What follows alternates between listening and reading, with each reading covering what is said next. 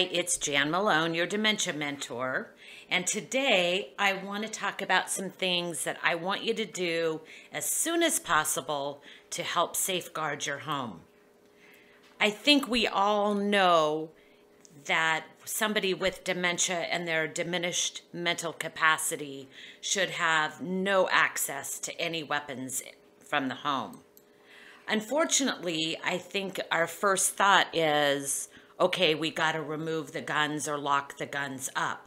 But there are a lot of other dangerous weapons. Just think about any hunting knives and really, for that matter, kitchen knives. If you have not experienced an outrage in your dementia loved one, consider yourself very fortunate. But there are dementia patients who, when they begin sundowning, become enraged in anger or fear. And when you may have to be afraid for your life or anybody else in your home, think about anything in your home that could be harmful and how to store it in a better location. Please pick up all medications and store them in a locked box. Probably 98% of the homes that I go in have some Medi-Sets, the daily pill reminder, and they're on the kitchen table. Now, let's think about this. If your person is not acclimated to what day of the week it is, and they sit down and it's Monday, but they open the Wednesday tab and say, oh, my medication's here, I better take that. And they take their Wednesday medication, even though they've already taken Monday. And maybe they sit down a couple hours later for a cup of coffee, and they take Thursday, and later they take Friday. I think you see what I'm saying. It is not safe to leave any medication, even over-the-counter medication, out on the table for them to have access to. Storing them in your medicine cabinet or up in the kitchen cabinet is not a good idea either. So if they're out rummaging around and they open a cabinet door and they see a pill bottle and it has their name on it, they are very likely to take that medication.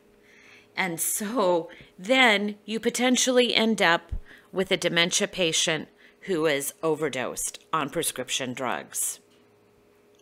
This little box right here is surprisingly inexpensive. You can find it at Walmart, generally for under $15. It has a combination lock, and it is a great place to put any medications. And I'm going to say it again, even over-the-counter medications. If you're not letting your loved one drive, it's a great place to hide your keys. They can be a useful box for many different purposes. So now I want to talk about household cleaners and why you should keep them in a locked area. Take a look at this bottle of Pine Sol. Could you believe that it is commonly mistaken for apple juice? How scary is that? Your loved one goes to use the bathroom, they open a cupboard door, they're a little bit thirsty, they see the Pine Sol, and they drink it. And guess what? I'm not kidding around here. I'm not telling you this to scare you. I'm telling you this because I have firsthand knowledge of a patient that has happened to. There are also many items in your garage that can cause harm to your loved one and potentially your home. So what you may think looks like this innocent lawnmower, remember, if it needs gas in order to run, the potential hazard of gasoline.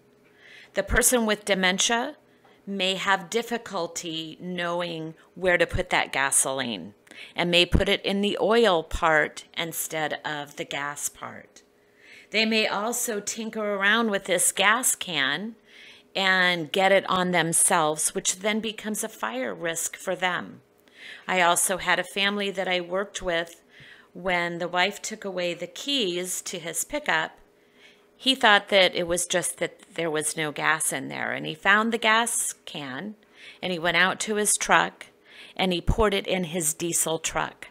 And needless to say, thousands of dollars later to repair that truck.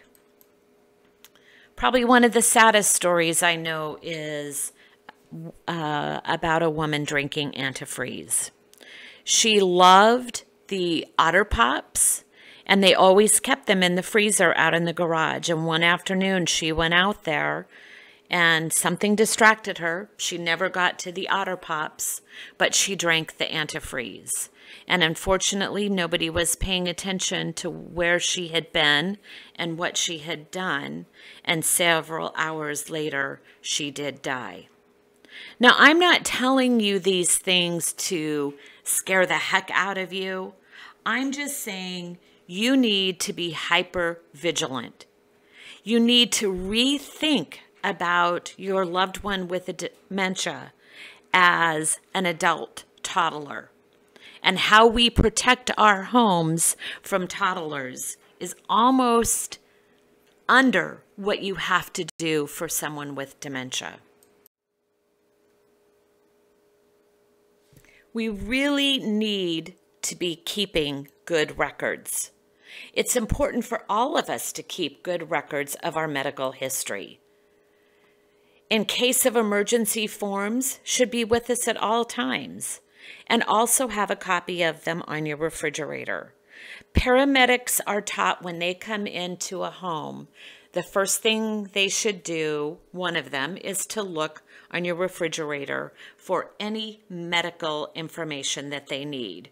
You may have your PULSE form, your physician's order of life-sustaining treatment, usually in some neon-colored form. But I also suggest that you have a patient information document, a current list of medications, a medical professional list, and a list of medical procedures. Now, if you've read my book, My Name is Thelma, but I Don't Know Who I Am, I have a copy of all of those in that book. I also worked with a company to develop this medical flash drive that you can plug into your computer. All the forms are there. All you have to do is fill in the blank. Now, when I first did this based on dementia, I had this aha moment of, wow, this isn't just for people with dementia. We really should all carry this.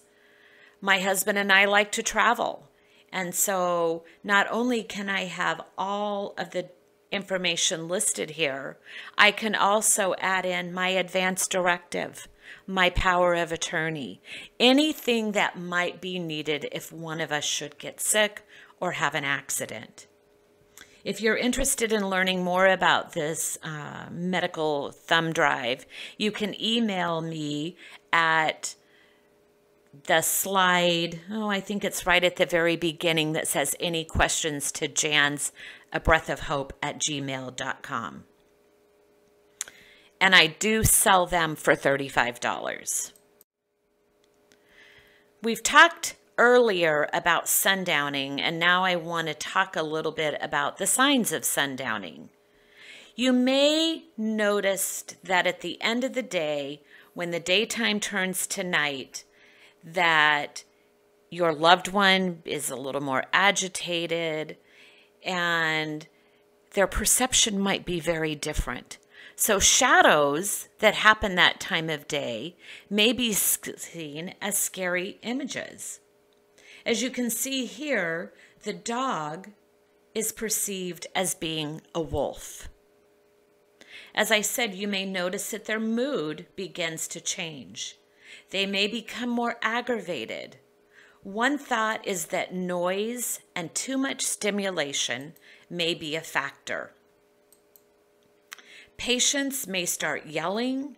They may become increasingly upset with you or their caregiver. And quite frankly, they just become grumpy. I almost say if you've had any children, it's kind of that bewitching hour when your toddler is had a busy day, they're overstimulated, they haven't had a nap, they're hungry, and they really don't know if they should eat or sleep, and they fight you on all of it. To try to help eliminate sundowning, you might try limiting caffeine intake later in the day. Remember that caffeine isn't just found in coffee. It's found in tea. It's found in chocolate. So be aware that if you limit that caffeine, maybe you'll see a little difference. Also, be flexible with their sleeping arrangement. If possible, just let them sleep where they are and where is most comfortable for them. It doesn't mean because it's 9 o'clock that they should be tucked into their bed. Make sure you allow for a dim light in the room to alleviate confusion. However, you need to make sure that that night light does not put any shadows on the wall to scare them any farther. Music is a really powerful tool. When someone is sundowning, it can be very calming. And music is generally one of the last things that they will forget. When they're sundowning, music can be soothing. I'm not talking about today's music. I'm talking about music of their era. Often, you may see them begin to tap their toes to the rhythm. They may be humming to the tune. And maybe, just maybe, they might start singing. They might not be singing the right words, but if they are engaged into the music and it helps calm them down, it's a really positive thing.